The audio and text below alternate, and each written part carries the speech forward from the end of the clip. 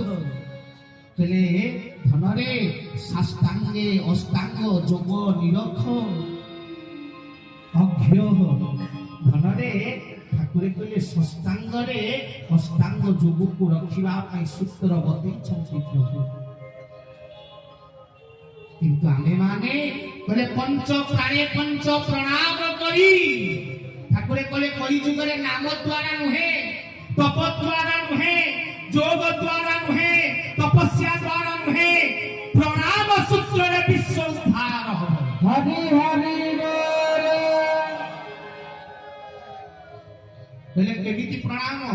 ये जगत रे पंच प्राणी पंच प्रणाम करी जो अणाक्षर तत्व आदि अणाक्षर यज्ञ होची ये केतेटारे तयारी हेची पंच तत्व रे भाई केतेटारे तयारी हेची